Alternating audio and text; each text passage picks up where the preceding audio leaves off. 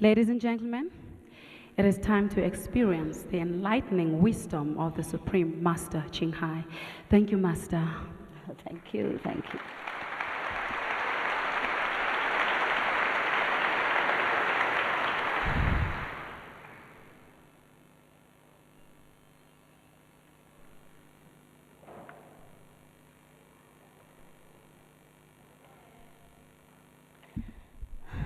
You call me master, but you are all master.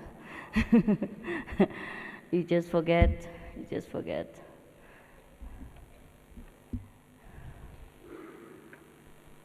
When we are united,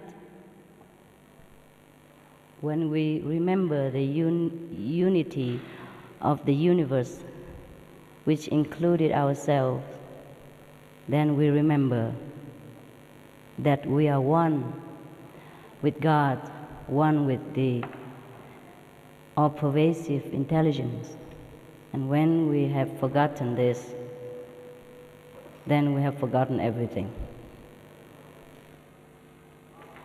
And we try to remember that through different means, like prayers, scriptures, yogas, meditation. All these are good. All these are good for us. One day, we will truly remember that we are all masters. There's no one in this room or anywhere else who is not a master. Because we cannot be separated from the Master, who is all-pervasive, and we are in that pervasiveness, and we are one with that. And that's the only thing we are made of. There's nothing else that made of our beings except God's essence, except the greatest things that we call truth, wisdom, God, Goddess, Buddha, name whatever you like to call this greatest being in the universe, which is even one with us, with every of us. That's why at the time of death, the so-called ourselves or the body just lay flat on the ground or anywhere and doesn't move. Because that essence of all movement, of all activities, has chosen to leave that physical instrument for that time. Maybe seeking another instrument for further experiencing the limitless, the vastness of this great being, which we call God, which is one with us, actually. Once we found the unity again with this all-pervasive intelligence, all-pervasive love, we call this enlightenment. We call this God realization or self-realization of attaining Buddhahood. Different countries name this intelligence, this wisdom, this greatest love by different terminology because they speak different language. Otherwise, they're just one, the oneness that encompasses all things, including ourselves. And we are never, ever separated from this oneness, even if we try. The only reason we feel separated from this oneness is because we have chosen to forget the unity so that we can re-experience again this greatness, and we can recreate ourselves again through forgetfulness, or remember again the bliss of heaven, of unity with God, which is ourselves. our greatest self. That's why when we are dying, for example, many people ask me all the time, what happened when we die? I always say, I didn't die yet, so I don't know. But we could experience the feeling of death during our deepest prayers or contemplation.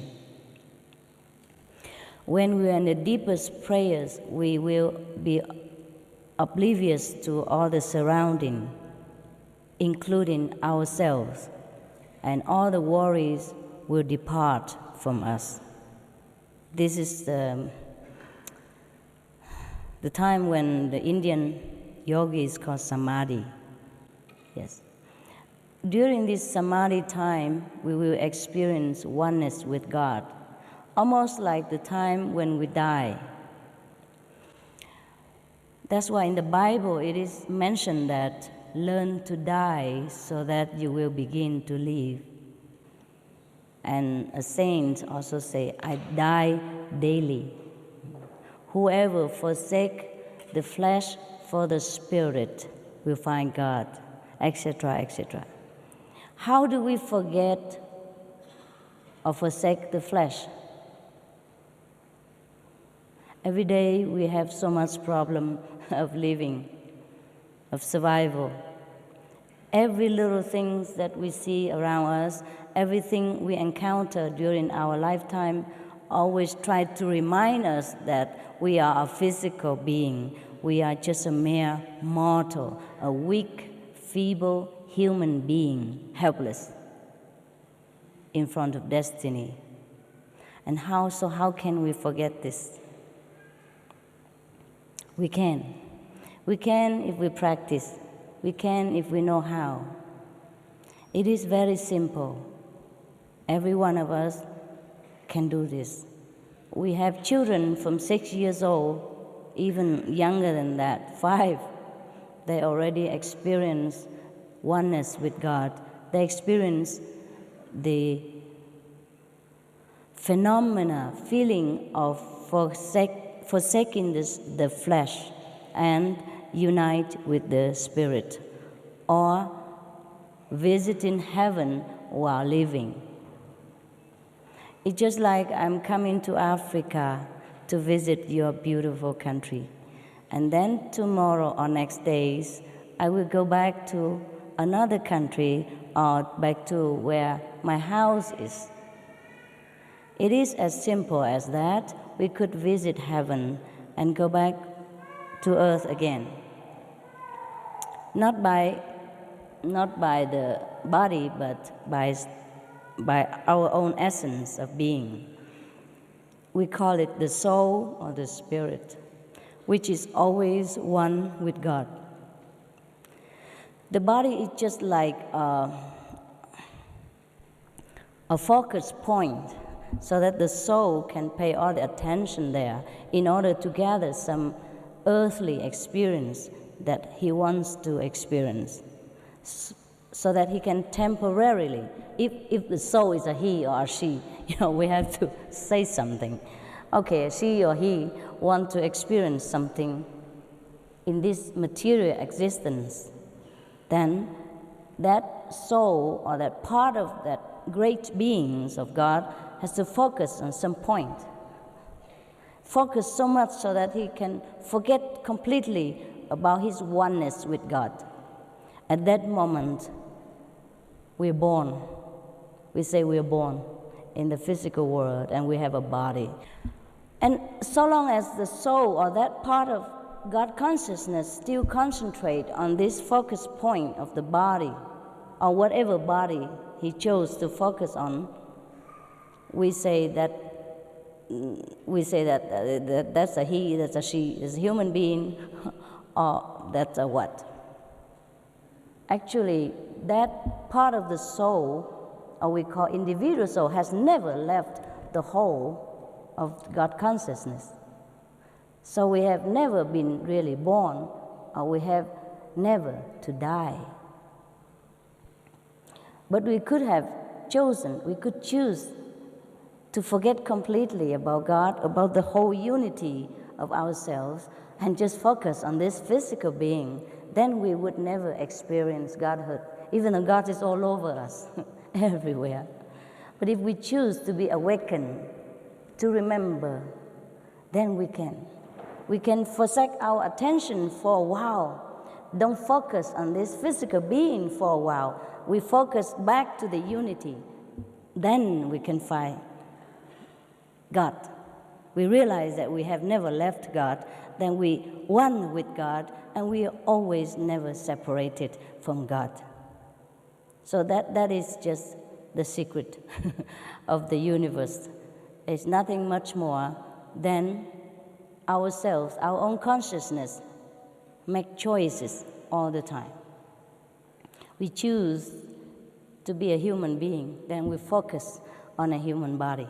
So we have experience of human life, all the sorrow, the suffering, the happiness, the adventures of the flesh, the pleasures, the pain.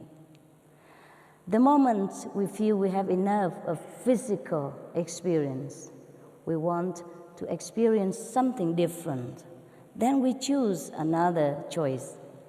We might choose to be a diva, or we might even choose to experience to be a flower. That's also possible. And that's why it is born the theory of reincarnation, of transmigration into different levels of existence. But actually, we have never gone anywhere at all. Neither go up nor go down. We just,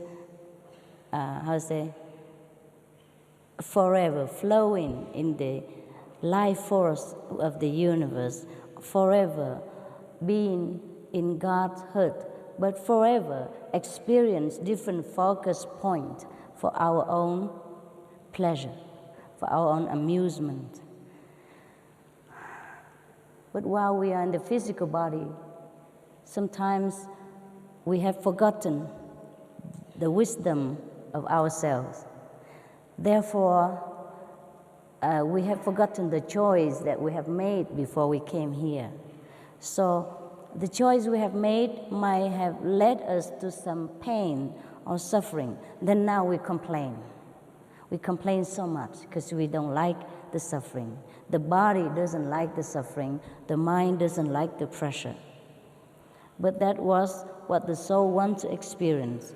He wants to experience pressure so that he can appreciate again the freedom in God consciousness. He wants to choose suffering so that he can enjoy thousandfold again when he enters eternal bliss once more.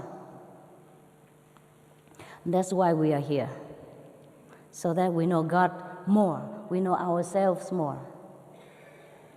Just like we are the king of ancient nation, sometimes a king disguise himself as a commoner and go among the people in order to understand what true citizenship is like. And then when he comes back, he appreciates his position better, his comfortable palace, or the servants that serve him, or the power that he has. When he disguises himself as a commoner, he has to undergo all kind of hardship, all kind of ordinariness, just like every one of his subjects. He cannot reveal himself that he's a king. In fact, he must completely cover up his identity so that he can truly merge with the people of his nation and experience what their daily life is like. Similarly, we were once with God, consciously at that time. We have never been away from God, but now we are not consciously remembering that. So we had enough of the suffering of this physical life. We had enough of the mundane experience. So we get bored. We feel there's nothing really here anymore for us to enjoy. We would like to know where we come from. What else is there in this vast universe of God creation that we should experience? This is the time when we ask this question, when we wonder like this is the time we will experience enlightenment. We're ready. We're ready for it. So we came all this time to be a human being, to be different human beings. Sometimes if we have focused on one focus point or one human existence, and we didn't feel we have enough of physical enjoyment or physical adventure, then we focus on another existence of another human being again. And then we continue further until we get tired. So actually, anyone who is ready can experience God's light, God's unity and enlightenment. That is very simple like that. It's your choice only. You've chosen to forgotten, to forget, and now you have chosen to remember. So if you think you have chosen now to remember again, then of course I'm here to serve you. Because God has given me permission and ordered me to do that. Maybe one day, after you have remembered everything about yourself, God will also say the same to you. Go, my son, go, my daughter, do some service to my children or to myself, because we have never been separated from God. Remember that. Even if you don't remember, just believe me.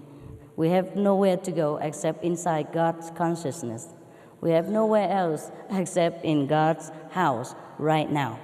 Everywhere He encompasses every being in this universe. All the flowers, the sun, the moon, the star, the planets, the galaxies are all inside God. There is nothing that escapes Godhood. So even if we are not enlightened, we are all right too. There is no hell actually to go to.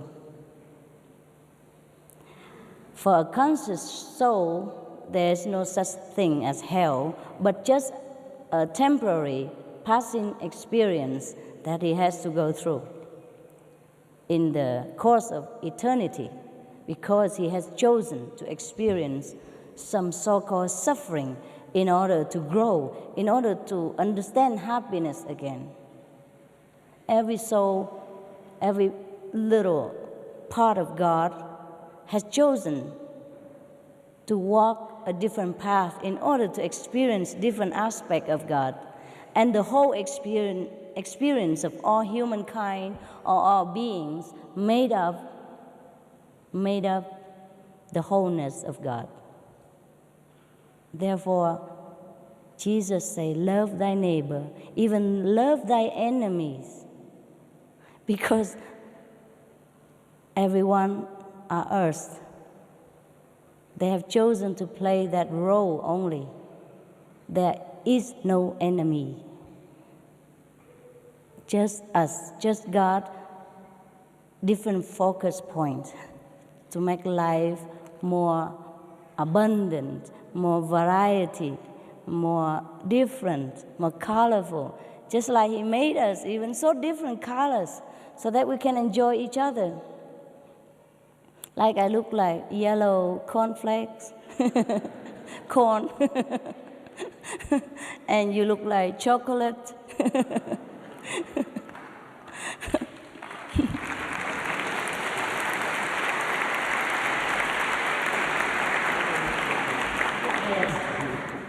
And he looked like icing, you know. Christmas icing, yes. Because God is colorful. Just like He made all different flowers, different colors, even fruit. From the same soil, we obtain many different fruits and different flowers. They're all different colors. The African people chose to always wear colorful clothes because inside, I think they feel that they are very close to God. They're so happy, they know this is...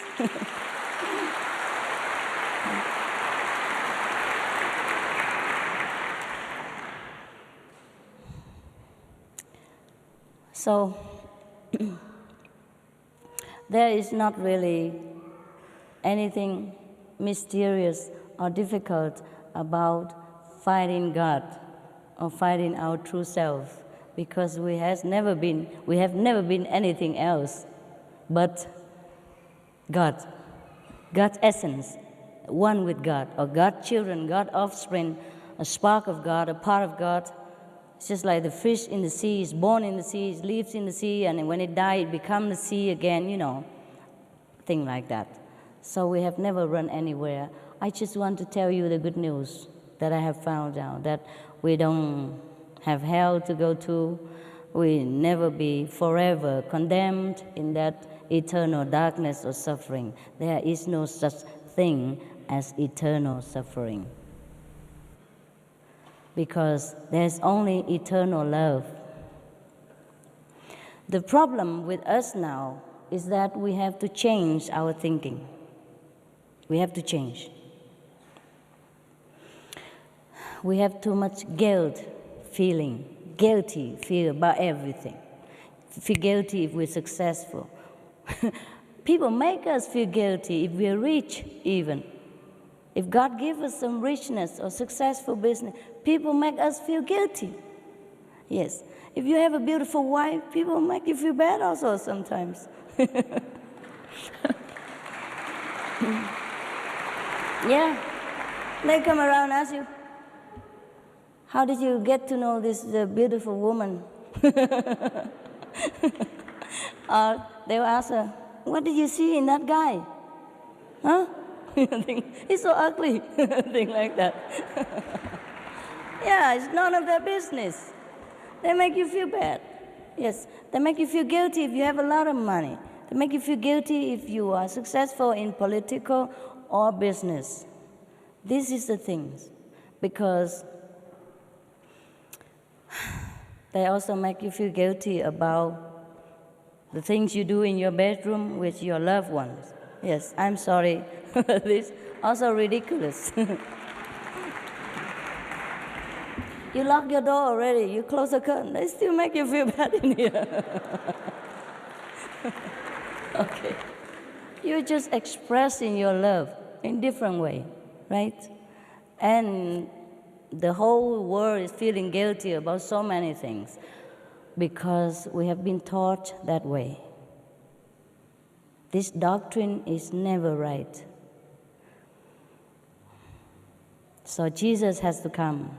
Moses has to come to set us free. Set us free not just by his sacrifice, but by the teaching, telling you that God is all loving. Knock and it shall be opened. Ask and it shall be given unto you. But where do you knock? Yes, we couldn't even knock anymore. We're too weak. We're burdened with guilt and fear from this revenge for God. There's no such thing as revenge for God. He is revengeful. He's like us, like you and me. War God. You do something good to me or else. This is not God. Can you imagine such a God? We don't need to worship such a small-minded, narrow person. If he is really a person, if there is a God like that, we should not worry about worshiping him. Because it's just like one of any of the, I would say, power abusing people. Even in this planet, think about it. You have children, or you have wife and husband. Sometimes your wife make mistakes, your husband stray a little. You still forgive him. You still hug him and, okay, I forgive you, don't do it again. Your kids sometimes give you so much trouble because they're stubborn, they don't listen to you, they cause you headache. You still forgive them, you still love them, and give them the best love that the parents can afford. Even money, everything, sacrifice. So how would a God, the greatest father or mother of all the universe, could be revengeful? could condemn you to hell just because you're human, you don't know any better, and you make mistakes sometimes. So this kind of fear has been inflicted upon us generation after generations. That's why we find ourselves too weak now to even believe in there is a God who would even answer our prayers. That's why when we pray, we don't pray with the whole heart. We don't have conviction that our prayers will be answered. But it states in the Bible, knock and it shall be opened. Ask and it shall be given. It is like that. It is truly like that about God. No matter what you did, what you do, He will always answer your prayers. We just have to listen. I'm going to show you how to listen to Him.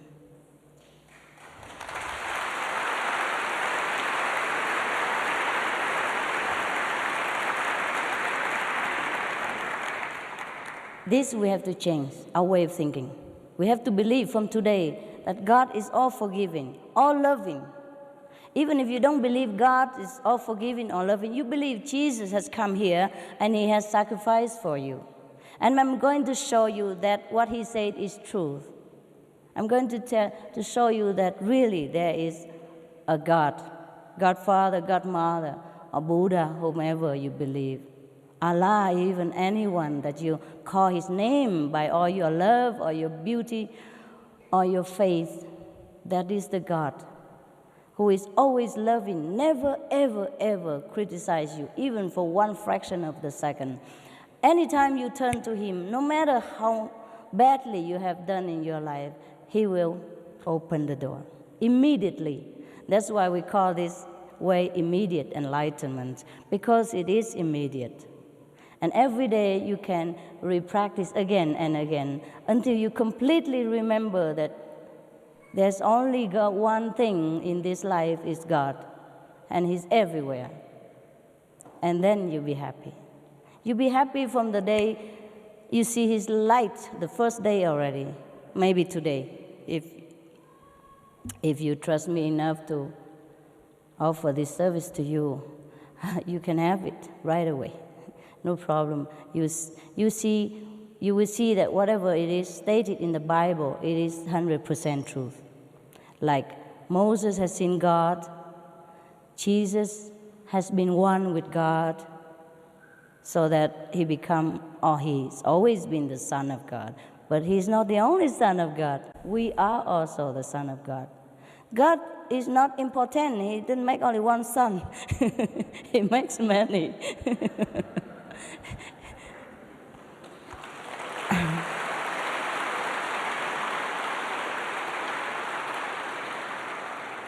It just, Jesus has remembered. He has remembered the higher self of His connection with God. He has remembered the whole thing, and we have not remembered. That's all. There were two sons of the king. One has been wandering all over the land and has forgotten that he is a prince. The other stayed with the father and remember that he's a prince. Both are princes, yes. No difference. One day he remember, he come back, it's the same, yes. So we are the wandering sons and daughters of God. And the moment you want to go home is right there. Everything is created by thought only. For example, now we are in the physical body, so you do not understand much of the teaching of Jesus or Buddha, because it says that whatever you ask, your Father would give to you.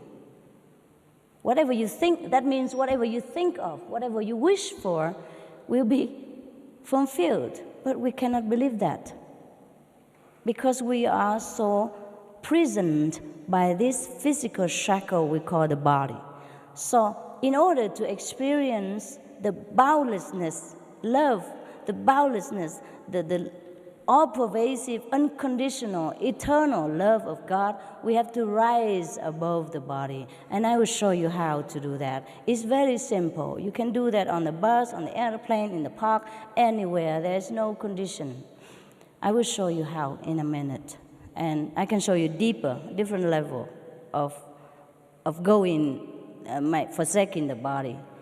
For some of you, if you just want to try, just like when you go in the shop and you just try a little cheese in order to know which cheese is good, then I just give you like few minutes. If you want to go deeper, there are some things you have to know more, so it takes a couple of hours to explain to you. But the enlightenment is just seconds. The explanation takes longer. Why explanation? Because you have to do it alone at home, so you have to know everything. Yeah? So take care of yourself and be your own master. Then you don't have to call me master anymore. You call yourself master. Or don't even bother. We are friends. Yes. Every one of us is equal. Equal. Truly like that.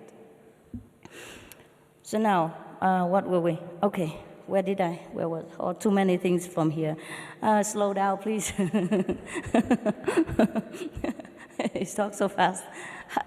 My mouth is not fast enough because in the higher dimension we don't even talk. We understood each other just like I'm speaking to myself in my head, So here is the message come through so fast. Sometimes I forgot. I couldn't catch up. Where were I before? Did I say something else before that? Rise above the body, right? Okay.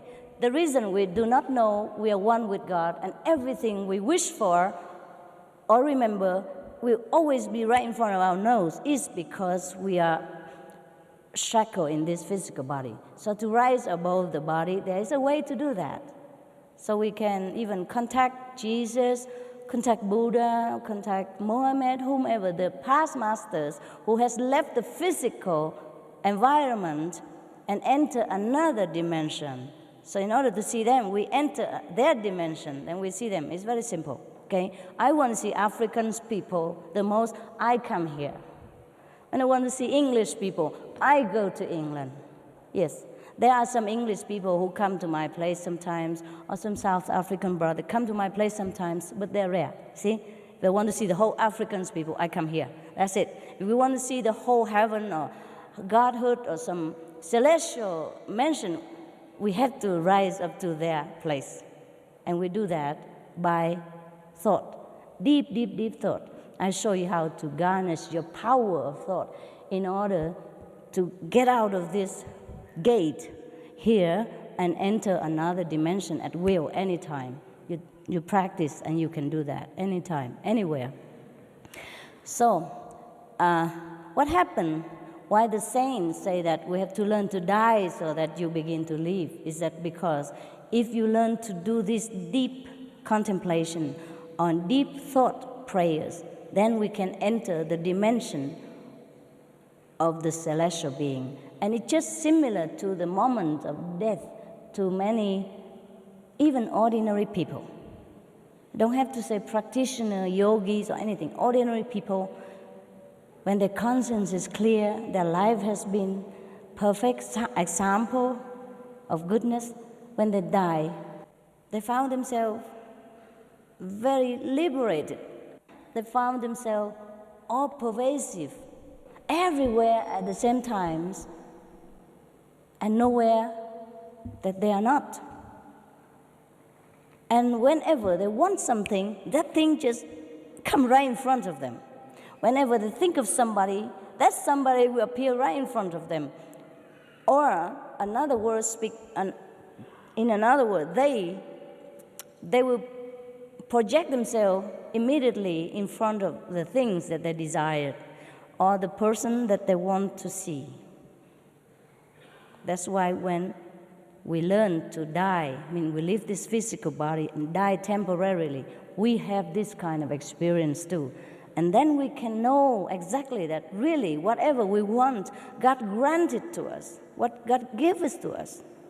It's just in this physical body, we are so blind, deaf, and dumb to celestial blessing, to God's love, that we feel so helpless. We are the most helpless when we are in this physical body. It's like you are locked in a box and the key has been thrown away in the river.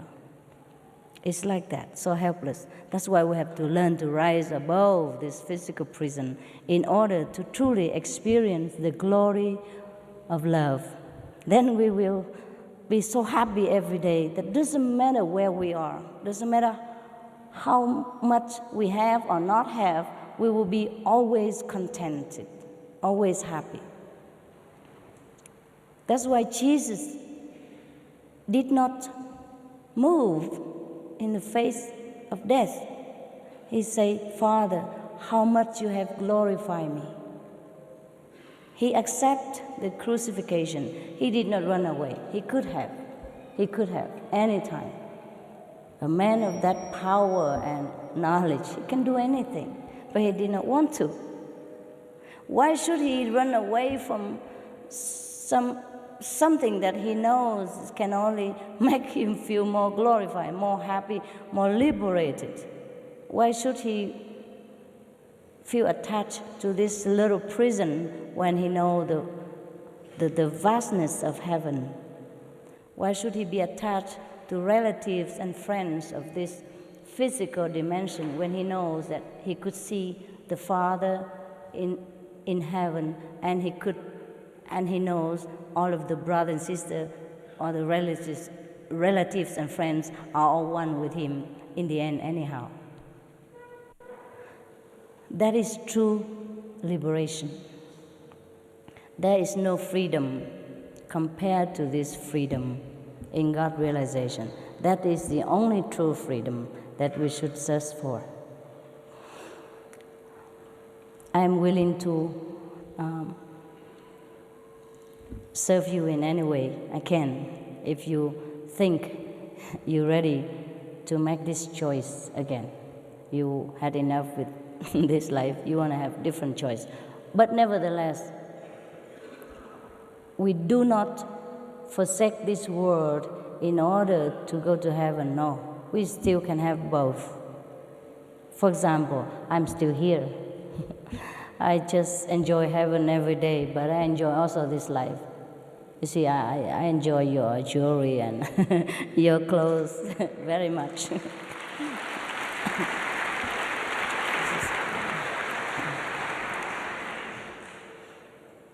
Sometimes people who are spiritual, if they choose to be successful also in this life, they can also be successful. Different masters have chosen different ways to demonstrate the love of God. Some master has chosen the way of complete renunciation, like Jesus, like Buddha. But some master has chosen to make use of the gift of God, or God has ordained them to do this. It depends on God's will, whether you should be,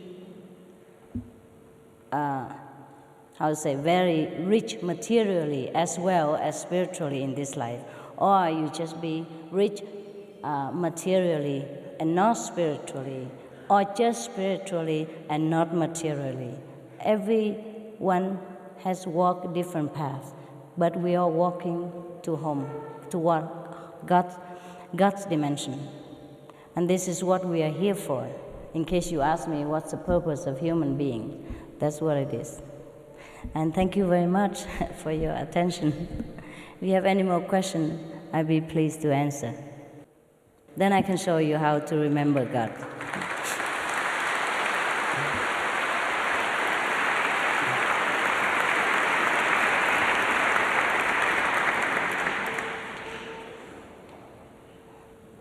You okay? I hope I made myself clear. Yes, you're so intelligent, my God. I'm not surprised. I'm not surprised. African people, very, very spiritual. They're very much more contact with nature, very spiritual.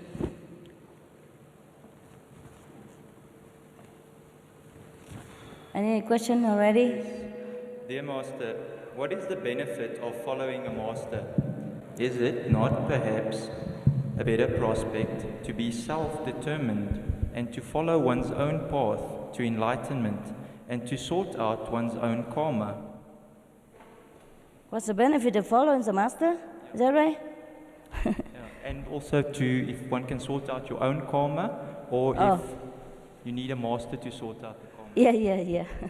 Actually, in a way of speaking, you call me master, but I told you already, I'm going to remind you that you are the master.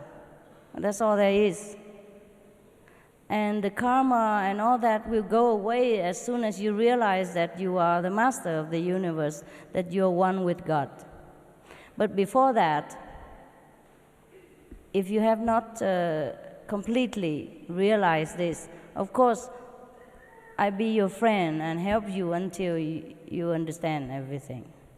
And you can call me master, or you follow me. You don't have to follow me, because I'm not here in Africa forever. Just follow the instruction so that every day you can contemplate deeply inside and then find God. And then one day you will completely understand. You might even completely understand today. Depends on how much intense of your choice to go back to God. So you don't have to follow anybody, not even any physical or celestial being. You follow yourself. I'm just showing you how, showing you some instructions so that because it's not that you don't know, you have forgotten. Because we live in this world, we're so much busy with the survivals and everything, try to bury us under these worries and suffering, and then make us so busy and perplexed that we have forgotten. So I have already got out of the mud. I can pull a rope and get you out, and then bath you again, and you become just like me again, all clean, beautiful. Can the convenient method of meditation offer you as much as initiation? It's the same. Yeah, Guanyin method. Can the convenient method Oh, show convenient you? method. Yeah, can it show you? Differently, a little differently. The convenient method is for convenient, yes. Some people, they cannot, like for example, they cannot be vegetarian completely, or they have not decided whether they should go like part-time or full-time. They just want to try a short period of time every day. Yeah? So of course, the benefit is not as great as when you go full-time. Yeah? So, but the convenient method will offer your own liberation in this lifetime. Whereas if you practice Guanyin method and get the full initiation, you could even help many other people, including your 5, 6, 7, 9 generations to be liberated. Yes, the more money you earn, the richer you become. Huh? How can you explain Adam and Eve? Should I explain about them? Look at yourself and you know. Look at ourselves.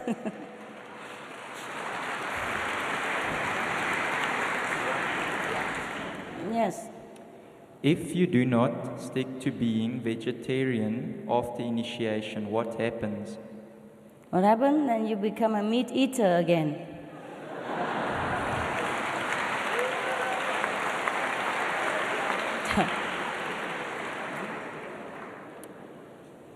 After initiation, how do we communicate with you if you are not here? I'm always here. I'm always here. You will see that. Sometimes you see me in your house. If you concentrate enough, yes. Besides, you can write to me. You can email, write letter. Nowadays, very convenient. But the best communication is inside, because we will be reconnected again with the whole universe. So whatever problem you have, the whole universe knows, and of course I know, because I'm also connected in a network. So whenever you ask something, you have the answer right away. Okay? But in case you're still not sure in the beginning, you can always write to me. But the answer is always inside, yes. There's a connection, yeah? 24 hours telephone service, no charge. Yeah, that's a wonder of being enlightened.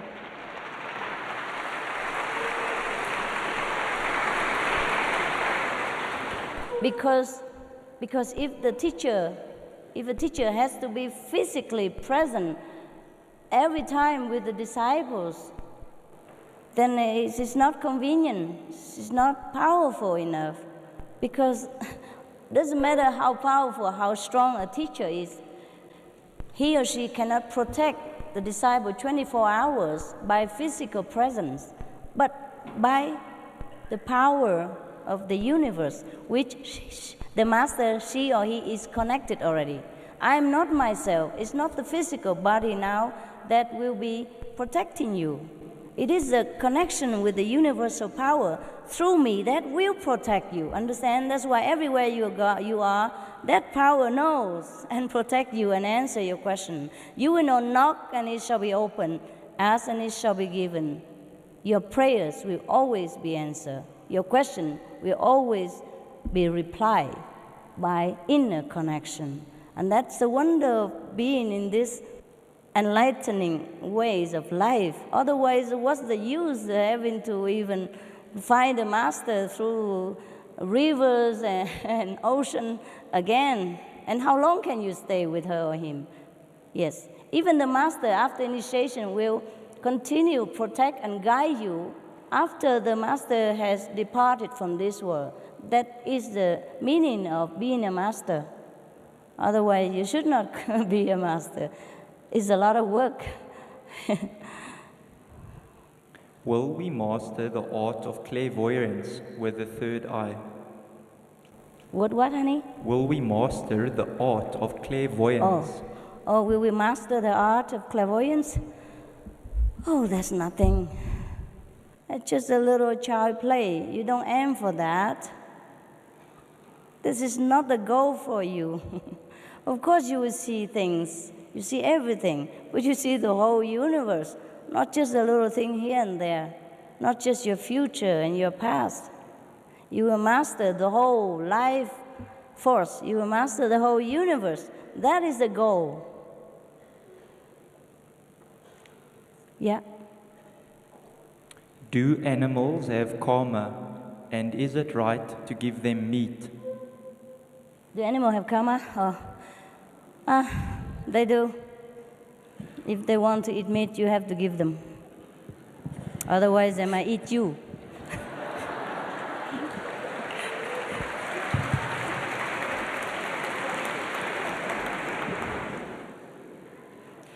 I want to understand the violence. Is that it? Yes. Well, then study it. Read it. Yes, I know. It is difficult to understand because a lot of stories and terminologies in there are kind of mystical. Yes, unless we have the same level of consciousness, we find it very difficult to understand. So just get enlightened, yeah? Stay around and I show you how to enter into the true experience of the Bibles. Because the Bibles, many are recorded of the experience, enlightened experience of the past practitioners, spiritual practitioners, yes? It's like, for example, Jesus, when he meditated in 40 days in the desert, of course he communicated with God. Yeah. And the devil also came to him and tempted him with the power of the three words. You understand what the three words is? It's very big. This word is already big enough. If somebody come and offer you to be the king of this whole world, will you like it? Of course you do already. And he's offered to be king of the three words. Above this word, another two words. But that's as far as the devil can rhyme, so he can only offer three words. And he said, get out of my sight. That's what Jesus said. I mean, get lost, yes. Yes, this kind of experience. I'm sorry, we couldn't even see the devil even if we want to, because we are not able to see with the spirit yet. So in order to understand what Jesus have experienced, even to say to the devil, get lost, we have to study what Jesus has teach us.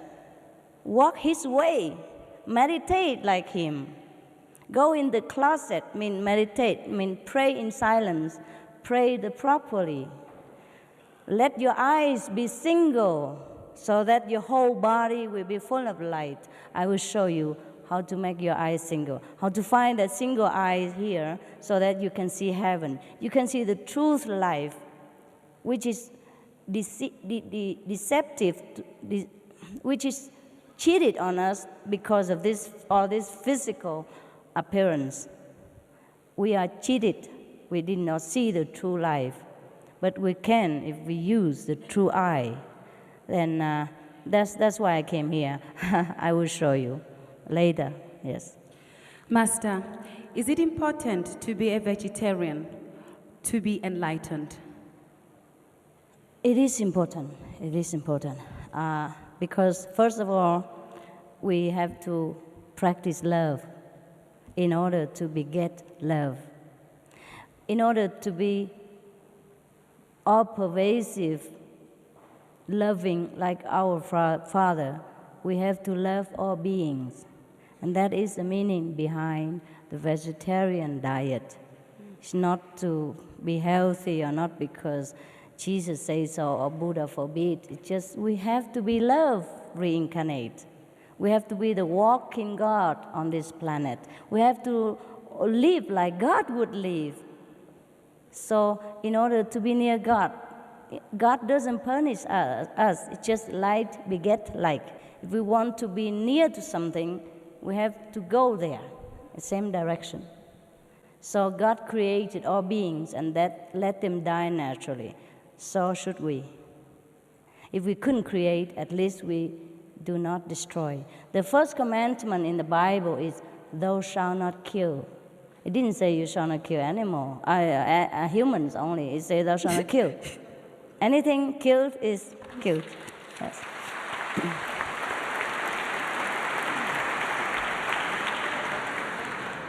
What is your opinion on spiritual healers? Should or can it be done for a living, like charging clients? If it is it allowed? Yes, spiritual healing is very good. Very good for the patients. Not too good for the healer sometimes. Because she or he has to take on the karma of these patients, and sometimes it's very overwhelming. Because spiritual healing is just one of the level of God consciousness, yes? If we arrive there, we can heal people. Yeah, these people are very spiritually strong in order to heal people. Spiritual healers are very strong in their spirit. But in order to heal without healing, like Jesus did, we can go a little higher, much higher. Then we heal, you don't have to lay hands on people. Just like when somebody touched Jesus' garment and she just healed. And she thanks him. He said, no, it's your faith that heals you. He never claimed because he knows it's the Father. And he said, it's not me who do it, it's my Father. And that is the highest level of spiritual healing. Yes, we could be in many different levels, so it depends on where you are. The greatest spiritual healers don't heal. They just get healed. If it is God's will for that person to be healed through you, he just get healed. The master, or for example, Jesus, he didn't do anything. Yes, that's why he never claimed credit. Yes, true master is like that. Very humble. How do you teach your children this way of life without being ridiculed in everyday life? Yeah. I told you, people ridicule you even if you have a beautiful boyfriend or wife. So why are you scared? Huh? This life has been led in a wrong direction for a long time. That's why we are what we are now. So if we could not change the whole world, at least we change ourselves, change our environment, change whomever we can influence. If our children want to go this way, it's our duty to lead them, no matter whoever say. You have to walk the way of Jesus. People stone him, curse him, label him, crucify him. Did he give up his way? No. So, we are Christian, we are whomever, we walk the way of God. All right? And we have to be an example to other beings. We cannot follow them because they're erring already, they're mistaken. You must be the torchbearer, you must change. And somebody else might change also. They might not accept at first, but they come home and think about it. Oh, this way seems to be better. And then later they say, oh, it is definitely better. Okay, I follow. See? That's why we still follow Jesus now, 2,000 years later, because that's the only way to live our life. We follow, but we don't practice. We should practice more. Yes. Is God within us? Is the subconscious mind? If not, what is it exactly? Yeah, God is within us. It's a consciousness. God also without us. God's everywhere. God is yourself. I want to feel the power of God, but I don't know how. Can you help me? I want to be strong and faithful. Yeah, only when you see God, then you can be strong and faithful. You cannot believe something you don't see. I'm sorry. I show you how to see God, then you can believe him. All right? God is light. God is the love you will feel during the contact with him, during your meditation, during the time that you reserve for him. And then later, more and more, every day, every minute, you will feel his love. Even without meditation. Even when you're walking, when you're driving, you will feel that you are one with that love. That's a wonderful feeling. And that's how we can believe. You see? That's how we can believe. How do you see that God is with you? And when do you feel that the Holy Spirit is with you? I feel it all the time. How do I know? How do you see? How do I see? What I see, I cannot show. I cannot tell you, but I can show you, but you can see the same. Yeah? Because what I drink, you don't know. What I drink, you cannot taste. What I eat, you cannot feel full. But I can offer you the same meal, same juice, then you can understand. Yes? God is not. I wish God is a physical flower. I can show you. But God also in the flowers. God is in here. You can see this is the physical manifestation of God's beauty. This is a physical manifestation of God's beings. Yours are the physical manifestation of God. So if you want to see feel the physical aspect of God, then touch your neighbor, hug him, kiss her. That is God in physical realm. But if you want to see God in an abstract form, in light, in splendor, in heaven, then I have to show you in an abstract way. You understand? There are two ways, abstract and physical. Physical, you see already. Abstract, I show you. Yeah? Later, when we have time together and sit quietly, I show you. I will tell you what to do and where to see God. It's very quick. Yeah?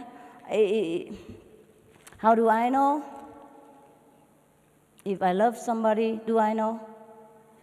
If I sit here in Africa, do I know?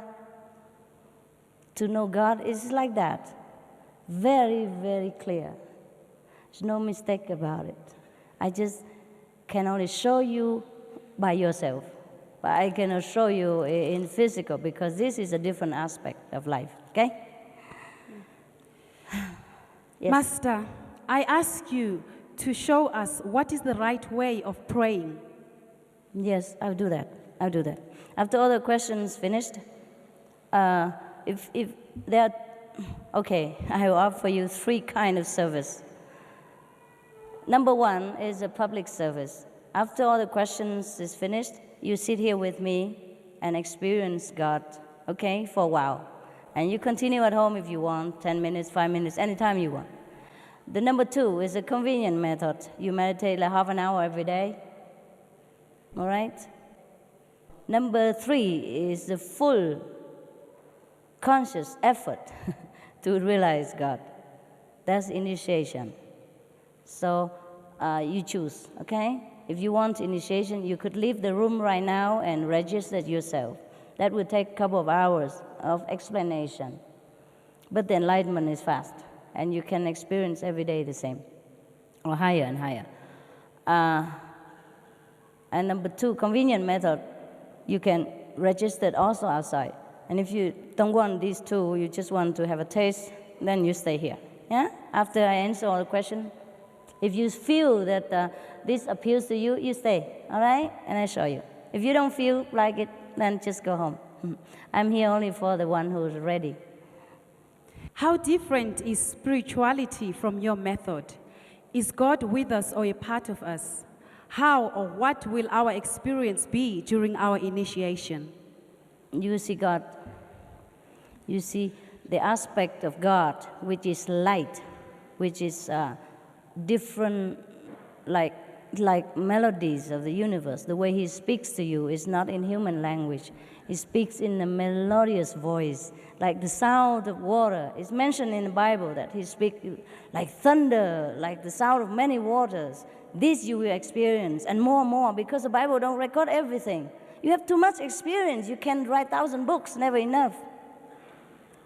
So one Bible is not enough. But at least there's some reference. Like Moses see God as big flame, yeah. St. John enter the third heaven and hear the trumpet, things like that, etc., etc. You will experience. You will know it. You will know it. This is not something we can describe in language, really. You just know it when God's presence is near, or when you contact, when you remember again. He's always near, just remember, yeah. The world is in a crisis today. Wars, pollution, disease, etc. Have we collectively created this crisis just so we can experience greater glory? Yeah. But we could have done better now, since we know better. It was a mistake. Now we have to, repair it, yeah? We can't just continue making mistakes forever and say, okay, I'm creating all this so that I can experience heaven. Yes, there's a part of creating havoc, and there's a part of creating heaven, so we have to balance it. We can't continue destroying our world forever by pollution, by cutting down forests, and by warring each other. It's time to wake up. It's time to wake up. We had enough suffering already. Master, what will happen when you leave this world? Will there be others to continue your lineage? Who will initiate the people? Who will be there to guide us? God, you worry too far. I'm still young and beautiful. Eh?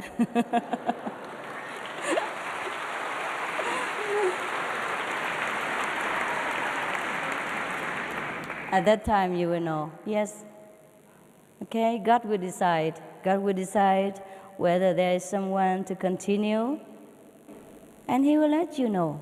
If you're ready, everything will be known to you. If you're not ready, even if 10, 100 master comes, it's no use. Yeah? If you're ready, everything will be known to you. Don't worry, okay? Meanwhile, get initiation while I'm still here. The master died, but the spirit doesn't die. So you continue to be guided until you finish the journey. Yeah? Whoever are initiated by one master will continue with that. Doesn't matter if the master passed away. And the new one will come if God decides so. Yeah? In the Bible, it is written, repent from your sins, then your prayers will be answered. My question is, how will God answer the prayer of a sinner? Your question is a little bit less complete than it should be. And this is the part when God talked to the people who kills a lot of animals for offering. So He say, who told you to kill all these she-sheep and he-bullocks to make offering to me. Your hands are full of blood. You should stop the killing of the innocents. Otherwise, when you pray, I will not answer. When you request, I will turn my head away. So that is in that section. So actually in the Bible it mentioned also that we should not even kill to make offering, let alone to eat. Yeah, because God created them for our pleasure, not to kill.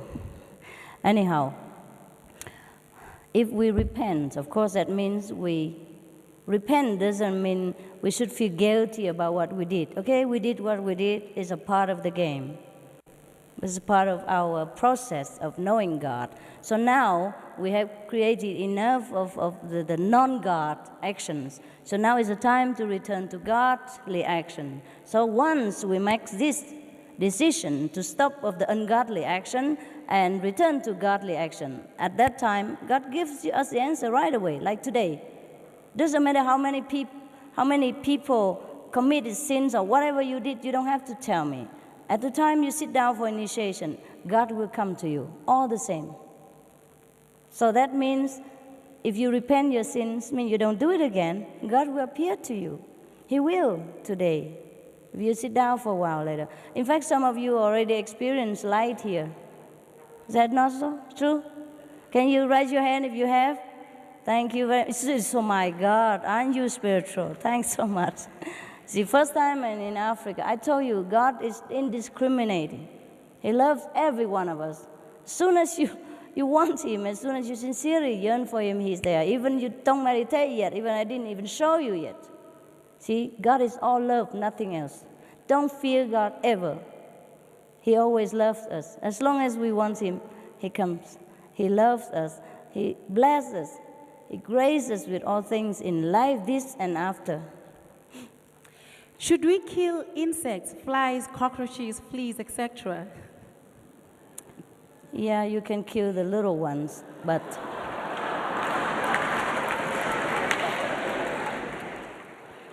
there's some little debt to pay, yeah?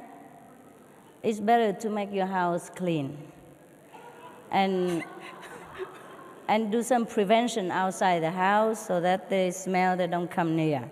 So you don't have to actually kill them, all right? Because God doesn't punish, but your conscience feel bad. When you kill something, you feel, oh my God, he's so little, so helpless.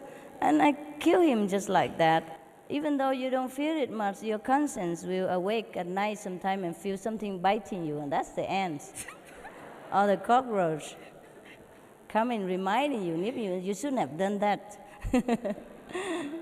Yes. Can you explain what are dreams or dreaming? Okay. There are two kinds of dreams, or three kinds of dreams.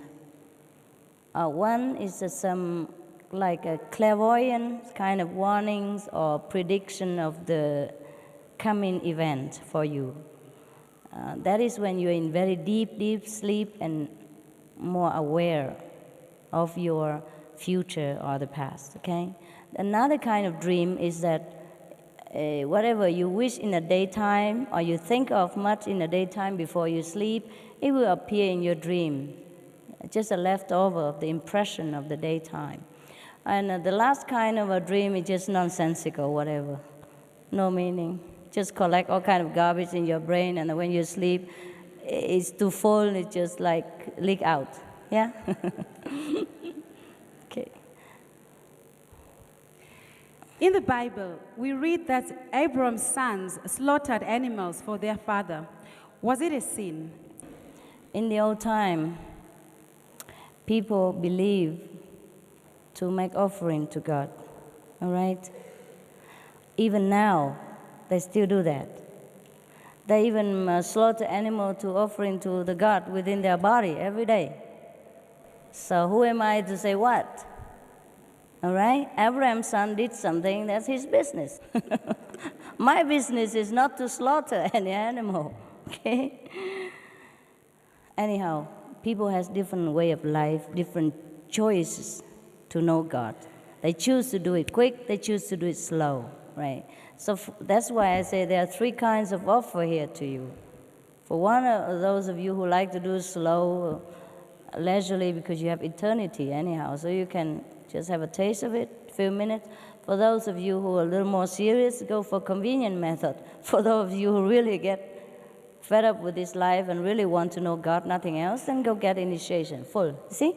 I'm not here to criticize you and tell you, you eat meat, you're sinful. No, no. I'm just reminding you of many choices that you want to make.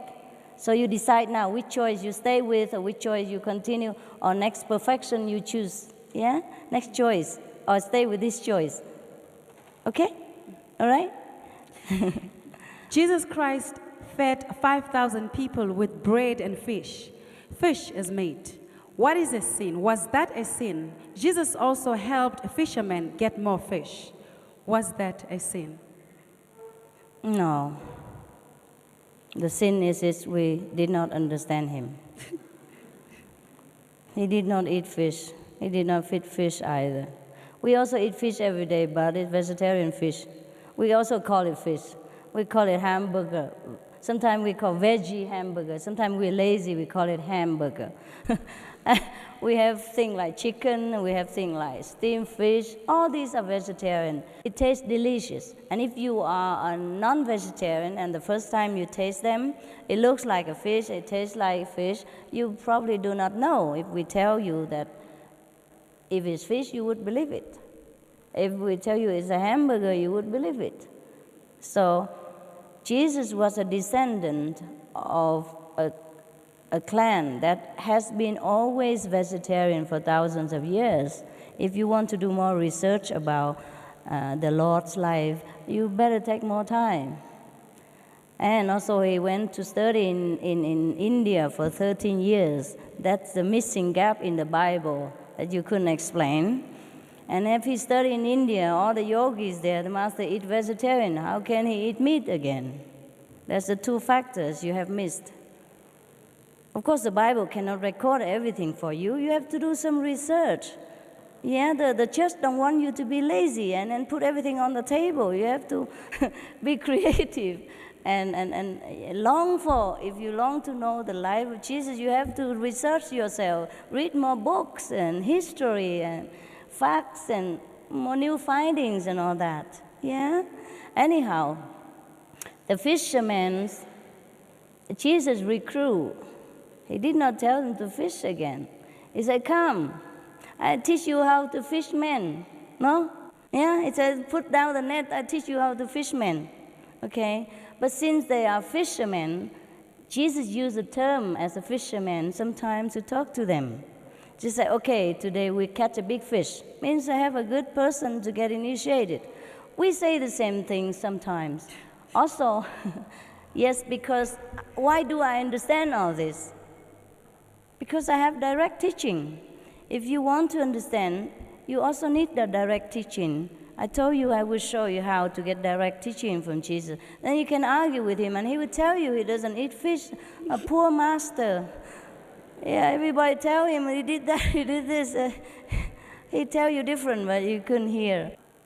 So similarly, you remember how difficult it was for Jesus, how many people harass him and persecute him and his disciples? So they have to talk in code, yeah? So today we have a big fishing time or something like that. Oh, let's go out fishing. Because if he really need fishing, he wouldn't tell his 12 disciples, say, come, forget it, I teach you how to fish men. Now you know, okay? Okay, thanks.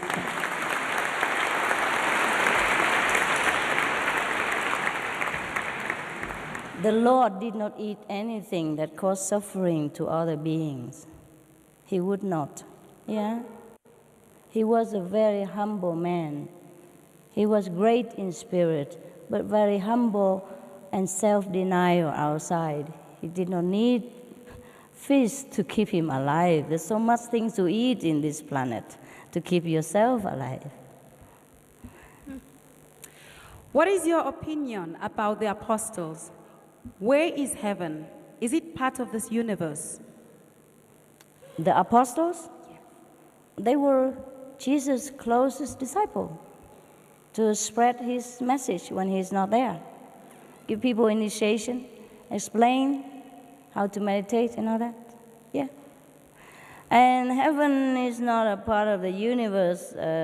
Yes, heaven is our own creation, our own attitude. For example, when you're happy, you're in love, you feel you're in heaven. No matter where you are, you have a little hurt, you're happy. And when you're sad, when somebody threatens you, when you're under pressure, you live in a palace, you feel like hell. Okay? So if we are in contact with God, every day we feel like heaven. That's why we say heaven can hear and now. Lo and behold, the kingdom of God is at hand. It's not far. Yeah. In our culture, we slaughter an animal as a sacrifice. Is this a sin? It's your way of life. You choose to live that way. If you want to, you are a God. You decide what you make of yourself. If you would like to represent yourself as a person who slaughter animal to make offering, then you do that. If one day you decide, okay, I don't want to make myself a slaughter person, then you change. You don't slaughter anymore. You make yourself a representative of non-violence, non-killing.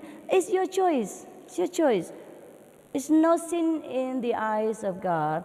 It's just your choice to make yourself what you want to show it to yourself. I want to show it to the world. I want to show it to God. Yeah? You can introduce yourself as, okay, I'm an engineer. I am a priest. I am a teacher. I am a yogi. I am a vegetarian, a spiritual practitioner. Or I am an animal slaughterer. Yeah, whatever you want to. Yes, it's up to you. I'm not here to condemn anybody, just to lay out before you different choices that you could make or want to make or maybe think about making. Okay? Anytime we can change our life by making different choices. That's for sure. Okay? No sin in the name of God. No sin. No. God always loves us. Whatever we do is for our own experience. Yes? Dear Master, should we devote our lives to serving the poor or sick, or would we be interfering with their choice or karma? No. We should devote our life anytime we can and devote anything we can to help our brothers and sisters, be it spiritual or material. Yes, we are one. If he's hungry, you are hungry. If he's thirsty, it's like you're thirsty. It should be like that. It's not a must. It is a feeling inside. If, for example, if you see somebody hungry and thirsty and dying, and you feel very painful, as if you yourself in that situation, then you help him. That is a measurement of your love, of your level of compassion. It's not a must. It's not a precept or to follow. It is a feeling in your heart. If you know, you feel you should help that person, that means you have love in your heart and you should be happy. That's the only reward, that knowing that you have love. And you should do it. Yes. Thank you.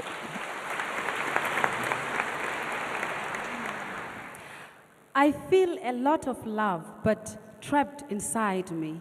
Can you help me spread it around the universe? You spread it. It's your love. If you love, do something. If you love, just like if you love a boyfriend or girlfriend, tell him you love him. Do something for him. Give her flowers, hug, kiss, make love, do whatever. So the same, if you love all human beings, then do something about it. Do something you think that would let people know that your love. Shower them with your love. Do it. You know what to do. You have God inside you. Do it honestly with your feeling. Everyone does it differently. I cannot tell you what to do. Okay? As you said, there is no hell after death. What happens then to those who do not follow instructions and the scriptures of the Lord? What happened? They have to learn again the lesson of love. Maybe they have to learn it in a hard way, and that we call hell. Yeah? He has to go through also suffering in order to understand that the suffering is no good, and that he not do it again. So in a way, he be in a hospital kind of way, so that he can heal the part that it was sick. Yeah? Anyone who inflicts suffering upon someone else, he's sick somewhere in his spiritual being. So after he get healed, he become whole again. Yeah? So there's no hell, no sin. There's just a way people chose to live their life that leads to different consequences. That's why in the Bible it tells you, whatever you sow, so shall you reap. Yeah? Judge not, so that you will not be judged. So if we don't want to sow a bad consequence in the future, then we have to sow if we don't want to reap the bad consequence of the future, then we have to sow good seed right now.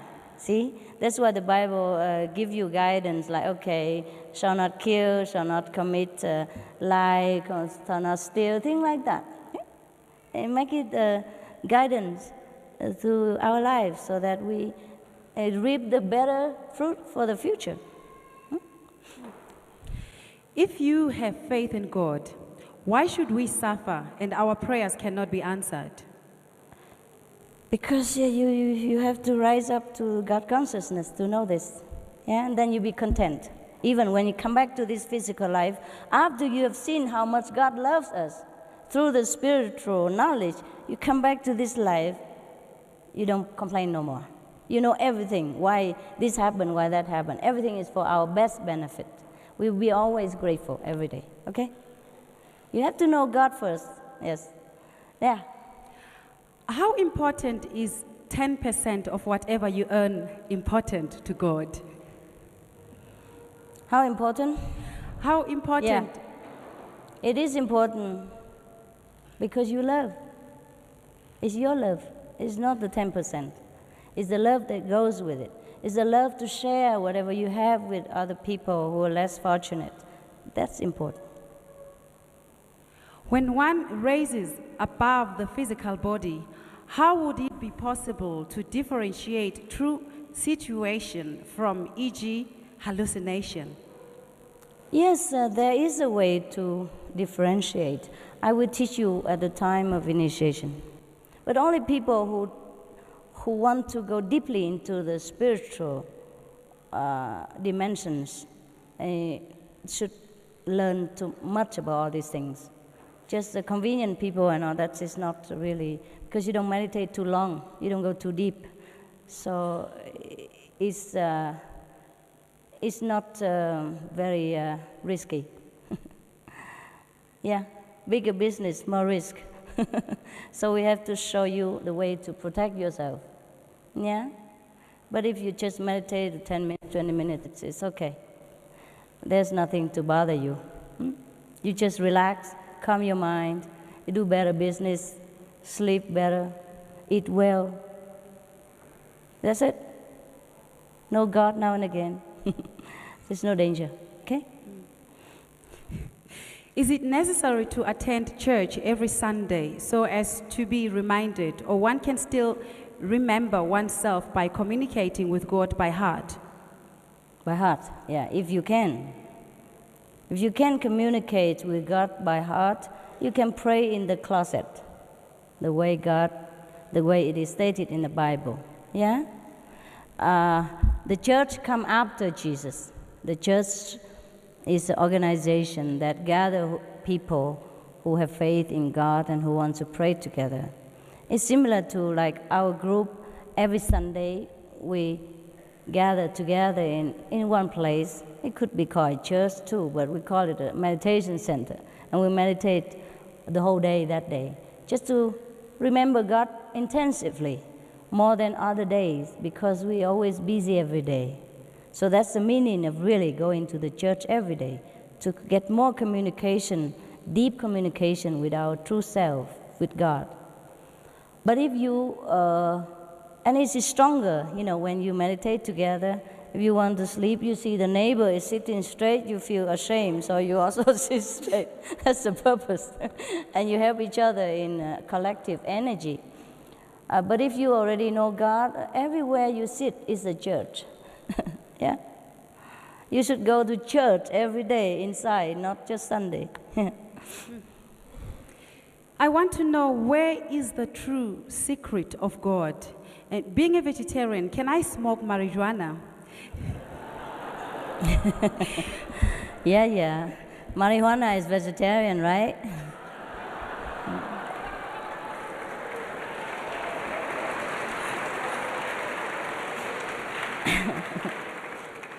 I know what you try to say, yeah. Anyhow, where is the true secret of God? That you have to find out. I will show you how to find out, but you have to find yourself. Yeah? I can't explain God in the physical terms. The more I explain, the more I mislead you. Yeah? I can show you God. That's all I can do. And marijuana, as far as I'm concerned, is not really necessary for your vegetarian diet. So do not include it in there. Even though it's a vegetable, it's not a very conducive vegetable to your meditation. So please refrain from using it. All right? He also wants to know if he can eat marijuana then. You're so hungry. Not only you want to smoke, you eat it. My God. So much vegetable, and you don't have enough. I advise you to eat tofu, okay?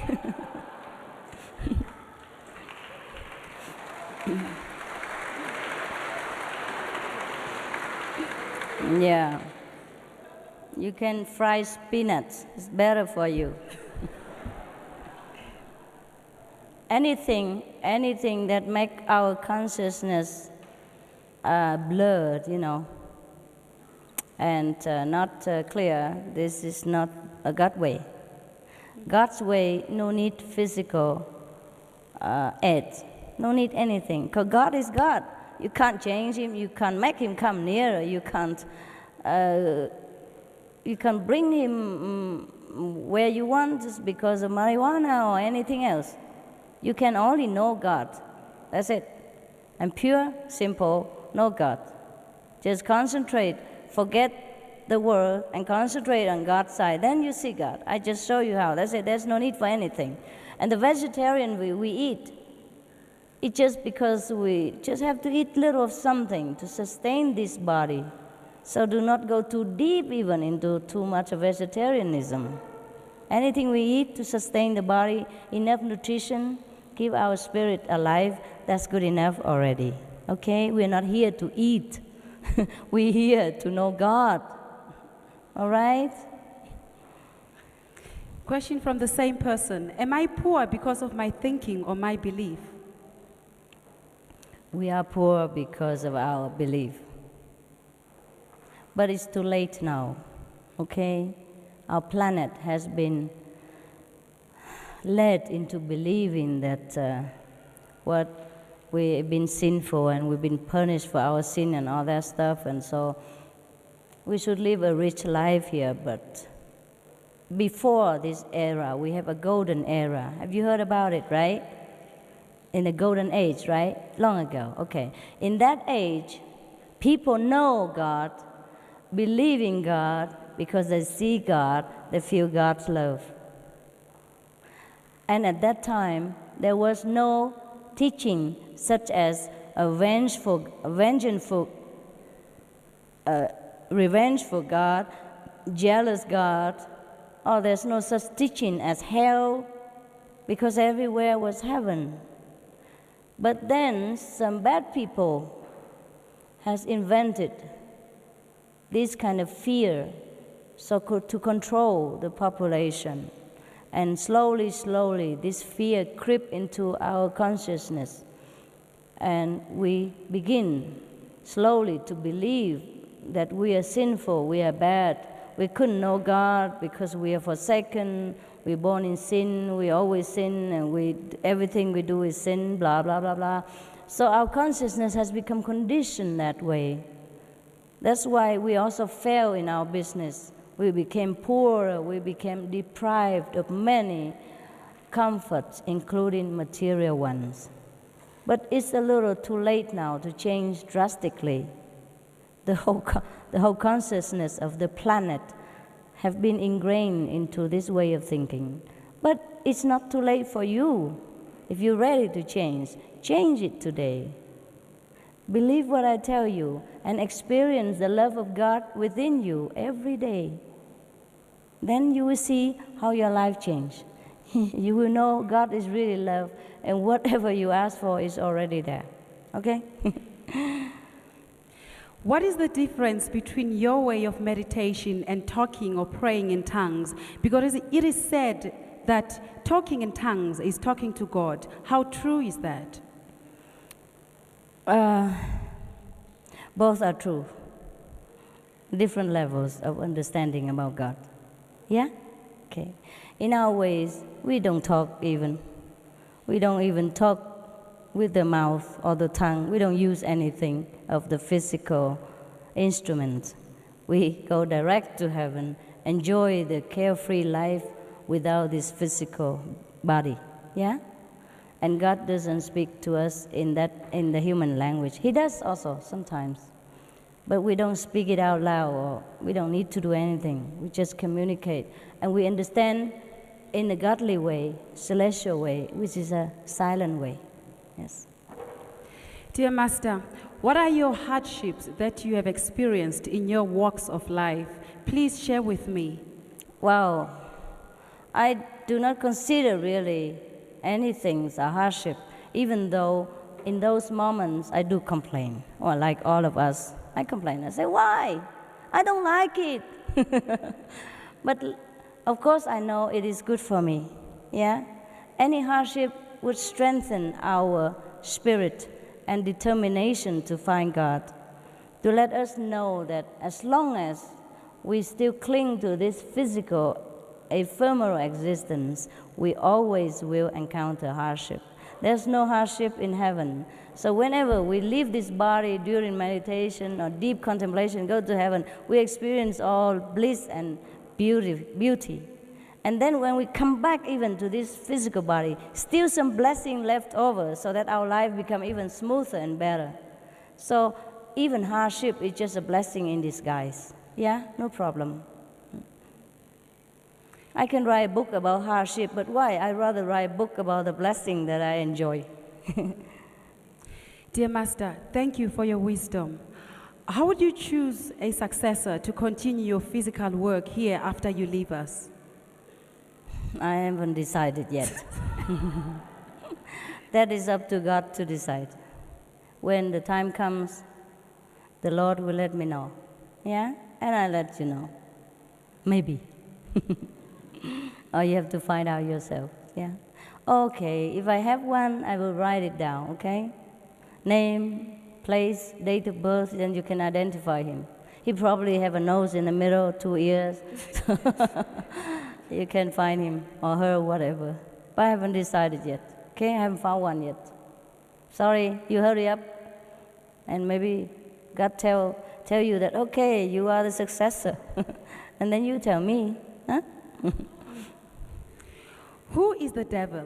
Where does he come from? Where will he eventually end? Why does God not destroy this devil? Is the devil part of this oneness you are talking about? Yes, he is part of the oneness. He works for God.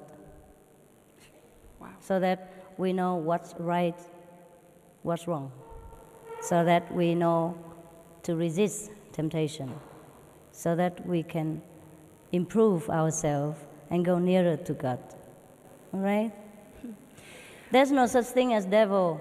Actually, just trial, just test, just training. We train ourselves. If we want to train ourselves in a hard way, we chose our way of life in a hard way before we're born, to train ourselves, to experience the things that we want to experience in order to find God in our way. Yeah. Dear Master, tarot cards, auras, Reiki, healing, is this bad? even if it's done for the benefit of others? No, it's not bad. I told you everything's different levels of understanding about God. Yeah? The nurse is not bad.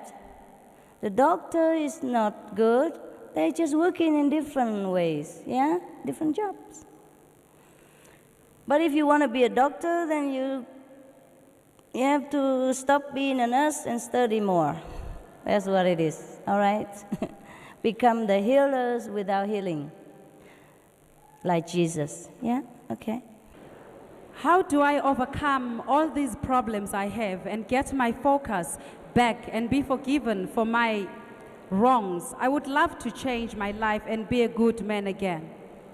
Yes, then change it. First, whatever you don't like about yourself, change it. Yeah? For example, you used to tell lie, now don't. Just tell the truth. You used to take things from people, you stop that and you give your things instead. Yeah? Or get initiation, get enlightened. Is there such a thing as bad luck or curses upon you? And when does it ever set you free? Nobody can curse you. No bad luck can harm you. If you choose to walk the other way, right? Just walk the other way. Walk the way of God, then all bad lucks will leave you. But sometimes, because the karma you have already created, so the consequence still linger for a while. Okay? Just bear it. We don't live here long. Don't worry. Why can we not be initiated and be unrestricted? Why can we not eat meat and drink alcohol? So you want to be a flesh-eating God and drunken God? You already are. If you eat meat now and drink wine, you're already a drunken God and meat-eating God already every day. I thought you want to change to something different. If you don't want to change, then just stay where you are. You already are God. All right? But if you want to change to a higher level of yourself, then have to live a little of this lower kind of substitutes to find a more noble, higher intoxication in the love of God and more refreshment in the flesh of Jesus. You understand? The spiritual flesh of Jesus. Yes. There are many religions, such as Christianity and traditional African religion. Which is the right religion for Africa? Also, by practicing other religions, does that anger our ancestors? No. Every religion is good for Africa if you believe in it. All right? I'm just showing you the way to truly contact the source of your religion. There's only one God, and people find different ways to go to Him. It's just sometimes they get lost in the maze, so I'm here to show them where to go the shortest way. Yeah, I don't come here to change your religions, and your ancestors will never be angry with you because they will be liberated through your enlightenment, through your blessing. Thank you for coming to South Africa and bringing your love and peace to our people. I hope that your endearment is passed on to our people in South Africa. I hope so too. Thanks so much for your love. I think so. The South African people are so enlightened, so intelligent. I don't have any problem with you. I think we understand each other perfectly. Yes. It's the same person. Everything is free. Please tell us who sponsors you. Who what? Who sponsors you? Who is your sponsor? I earn my money. I'm a designer, don't you know? Oh, you see, we didn't bring all my creation here, but you could see some in the picture. I design jewelry, design clothes. I don't wear my own today. I wear yours in respect of your country.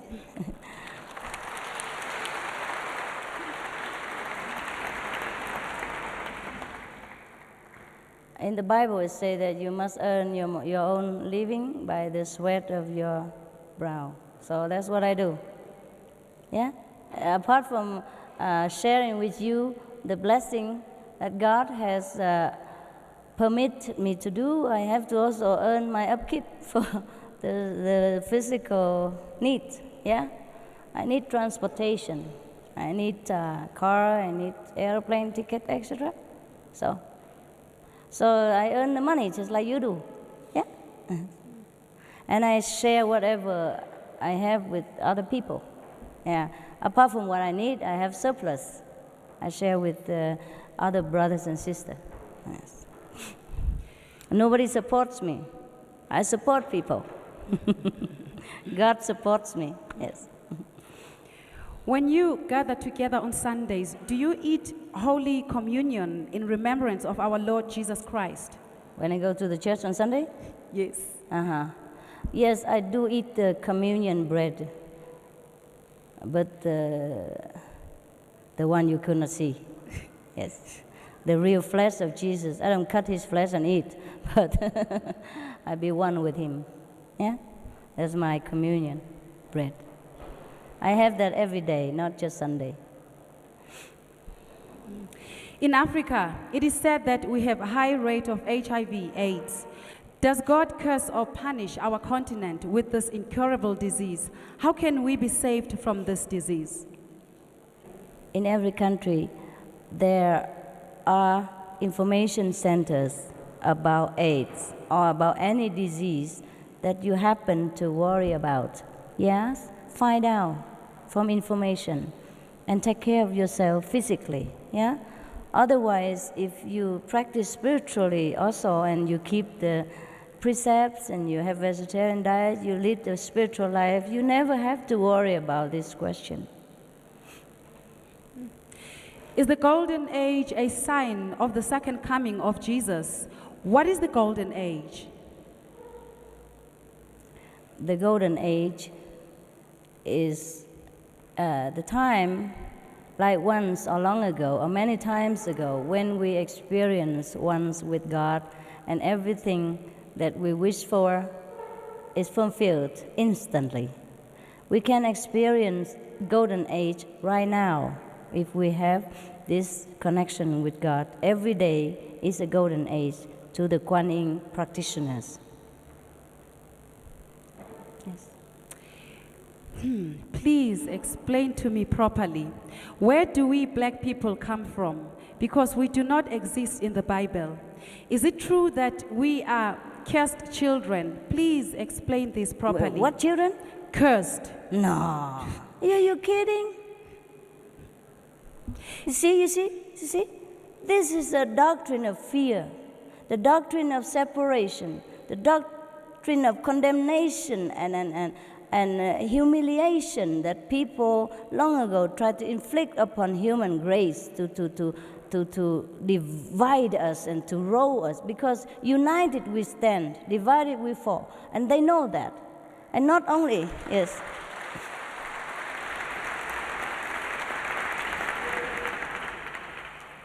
I once fell in love with a black man. Are you kidding? Yes, actually. Oh my God. Why do you ever ask this question? Should never even come up. It's just a different color, just like flowers here. Look how many colors in here. Suppose we all white or all yellow like me. Wouldn't it be boring, our planet? Huh? Then I don't have South Africa to come to. I don't have a different color to look at. When I look at you, I think of chocolate, yum yum. My favorite color, yeah, yes. And all colors are beautiful. There's no difference, just different flowers. I don't know why this question even come up, but I know why, as I explained already. This is the trap, this is the tricks of the bad ones, who try to get power over people. Not only they try to divide us from God, make God a fearsome person of beings, is revengeful and how you say, of punishing God, but they even divide us people as a whole, as a human race. Yeah, try to tell the white people that black are bad, and try to tell the dark people that the light-skinned people are evils. Yes, every generation we've been brainwashed into thinking like this, and that's how we've become like confused, and then we try to think again. Is it true what he said? Maybe it's true what he said. Tell me why the black people are cursed. Tell me why. One good reason why. Can you answer why? If you cannot answer, that means there doesn't exist the curse. What's the difference between the dark color or the light color, the yellow or the red? What is the difference in here? You know why you're black or you're dark? Because you're too near the sun. Hide yourself inside the house. No, I told you already. God is colorful one. He's artistic. He makes different fruit color. He makes different flowers color. So he makes different dogs color. He makes different elephants color. He makes different birds color. He makes different humans color. We should be happy. He's great. We are great. Yeah? Anyhow, I like chocolate, so I don't care.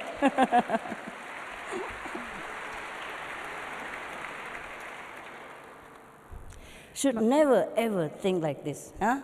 Never this question should arise in your mind. You are great. You have very, very long and deep spiritual tradition. What do you mean black people is not mentioned in the Bible? Huh? How about the Egyptian, Cleopatra? She was black.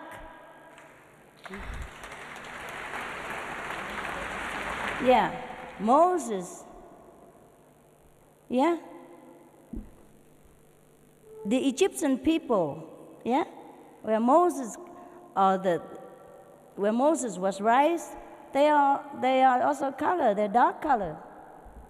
You mean they're not mentioned in the Bible? Does you have to say dark or black in order for you to identify yourself? You are a human being. There's no black, no white, no yellow, nothing. We are God's children. Finito. Yeah, no problem at all. I don't see why. Any problem. I don't see why. How can you see any problem with the colors of the flowers? I don't understand this. Huh? You know what? You know what? In Holland, have you been to Holland? Any of you? Okay, some of you, right. Do you know in Holland they cultivate black tulips? Yeah? And they are the most expensive and rare because we don't have that many. See?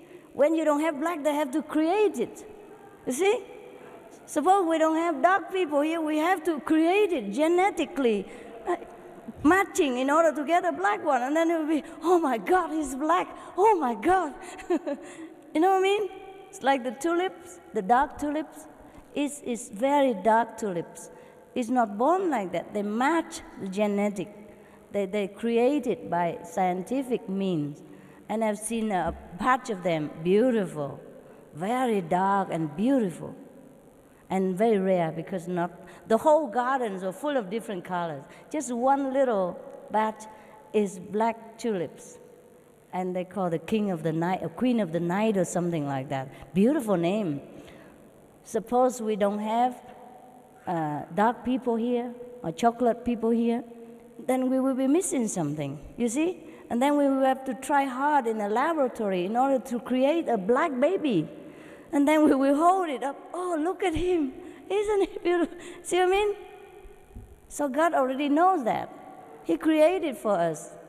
So we should be very grateful, happy, and proud. Yeah? Proud to be colored. You know how many? Yeah, thank you. Yeah, you do that. And I'll tell you some more.